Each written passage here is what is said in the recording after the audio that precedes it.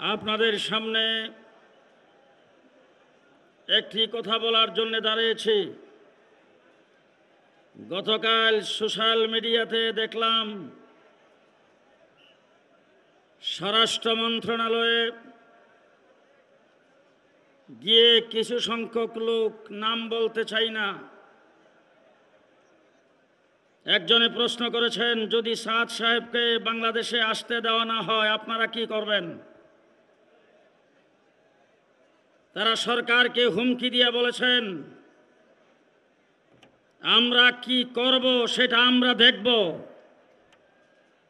সাদ সাহেবকে যে কোনো মূল্যে বাংলাদেশে আমরা আনবই।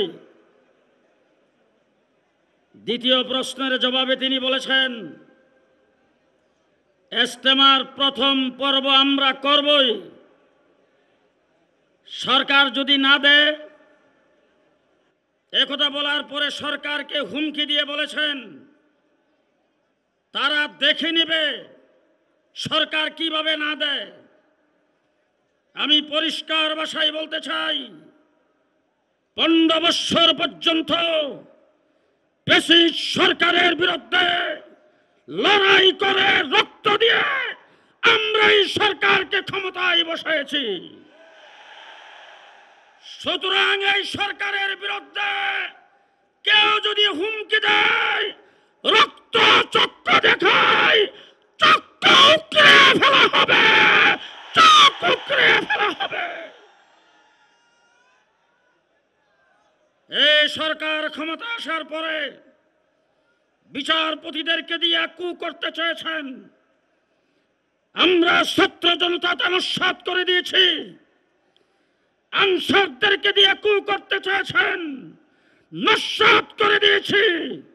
এই দেশের সংখ্যালঘুদেরকে দিয়ে এই দেশে অরাজকতা সৃষ্টি করে সরকারকে, এই দেশের সরকারকে ফলস পজিশনে ফেলাইবার চেষ্টা করেছেন।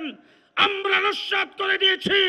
বর্তমান সরকারকে বলতে চাই, ফ্যাসিস্ট সরকারকে পতন ঘটাইবার জন্য যেইভাবে আন্দোলন করেছিলাম আপনাদের সাথে সেইভাবে আছি ইনশাআল্লাহ। সংগ্রামী সাথী ও বন্ধুগণ, তারা কথা কথাই বলে আমাদের সাথেও আলেম আছে। আমরা বলি আমরা আলেমের সাথে আছি। আপনারা কি বলেন? তাদের সাথে আলেম আছে, কাদের সাথে?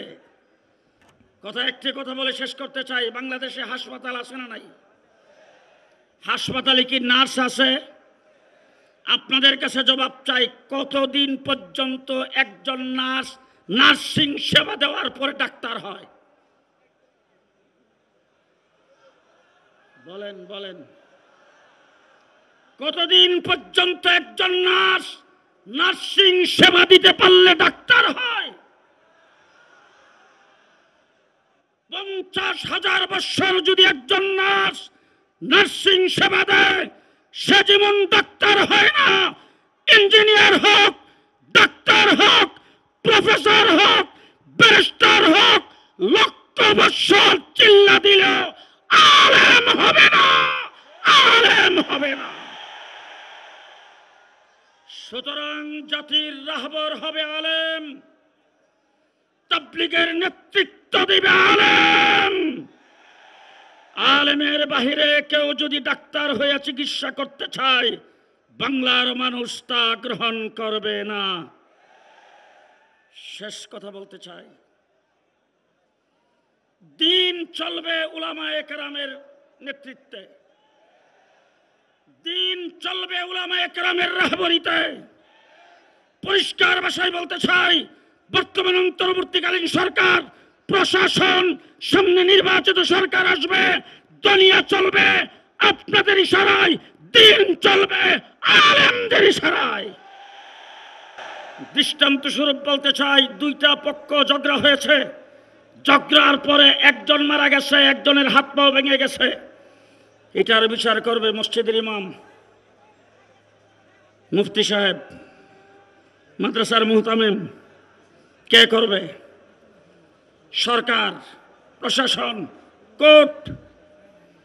কোন এক ব্যক্তি বেগমের সাথে ঝগড়া করে বউ তালাক দিয়ে ফেলেছেন, এই তালাকের ফতোয়া দিবে চেয়ারম্যান, মেম্বার, উসি সাহেব,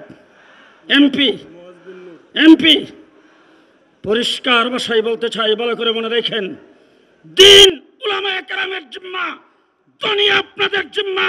নির্বাচন সুষ্ঠুভাবে করেন, রাস্তাঘাটের কাজ করেন, উন্নয়ন করেন, এইগুলি আপনাদের জিম্মা। চুরি ডাকাতির থেকে মানুষের জানমাল হেফাজত করেন, আপনাদের জিম্মা। দিন উলামায়ে কেরামের জিম্মা। উলামায়ে কেরাম যে সিদ্ধান্ত আজকে ঘোষণা করবে, সেই মোতাবেক তাবলীগ চলবে, কাকরাইল চলবে, টঙ্গীর মাঠ চলবে। নাসরুম মিনাল্লাহ, ফাতহুন কারীব, ওয়াবাশশিরিল মুমিনিন। আসসালামু আলাইকুম ওয়া রাহমাতুল্লাহ।